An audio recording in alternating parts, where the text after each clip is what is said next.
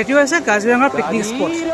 কি ধুনীয়া এটা পৰিৱেশ, এফালে চব কি ধুনীয়াকৈ মানে কাৰ্বি পাহাৰৰ ওপৰৰ পৰা জিৰিকৈ নিজৰা বৈ আহিছে, পানী বৈ আহিছে। আৰু এতিয়া বৰ্তমান যিহেতু গৰমৰ দিনৰ বাবে এই পানীত গা ধুবলৈ বহুত দূৰ দূৰণিৰ পৰা লোক আহিছে। আচলতে ঠাণ্ডা পানী, এফালে পাহাৰৰ পানী দূৰ দূৰণিৰ পৰা লোক আহিছে। খুব ধুনীয়া এটা পৰিৱেশ আৰু পানীৰ যিটো শব্দ, এতিয়া যিহেতু গৰমৰ দিন, এই পানীৰ শব্দটো শুনিয়ে আচলতে মনটো ভাল লাগিছে। চাওকচোন কি ধুনীয়া পানী।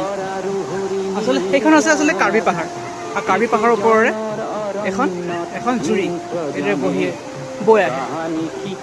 কি ধুনীয়া এটা পৰিৱেশ। আৰু এয়া আচলতে আমাৰ বিশ্ববিখ্যাত হৈছে মানে কাজিৰঙা, যিখন কাজিৰঙাৰ সৌন্দৰ্য অতুলনীয়। তেনেকৈ এই আচলতে কাজিৰঙাখন এখন মানে ৰহস্যময় ঠাই।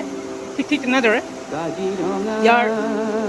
ইয়াৰ যিবোৰ আচলতে চিনেৰী বা ইয়াৰ যিবোৰ আচলতে প্ৰাকৃতিক দৃশ্য খুব ধুনীয়া বা মনোমোহা।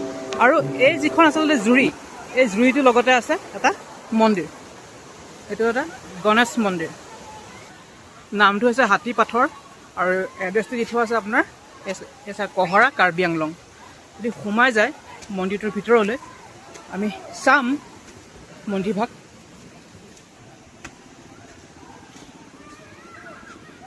এভাগ আচলতে ইয়াত শিল আছে, আৰু শিলভাগ হৈছে গণেশৰ।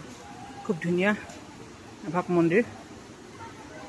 বিগ্ৰহ হৈছে গণেশ, আৰু গণেশৰ এটা শিলৰ মূৰ্তি। যদি চাই ভিতৰখন খুব ধুনীয়া। আৰু সেই মন্দিৰভাগৰ লগতে লাগি আছে জুৰিভাগ। আৰু ইয়াৰ যি সৌন্দৰ্য, আচলতে শিল্পীসকলে এনেই গীতবোৰ নাগায় যে কাজিৰঙা বৰ ধুনীয়া, একোৰে নাই তুলনা। সঁচাকৈ কাজিৰঙাখনৰ বৰ ধুনীয়া, যাৰ লগত কোনোটো তুলনা নাই। আৰু এই আছে আমাৰ অসম পৰ্যটন বিভাগৰ এটা ডাঙৰ উদ্যোগ কাজিৰঙা, এখন নেশ্যনেল পাৰ্ক। খুব ধুনীয়া এটা পৰিৱেশ।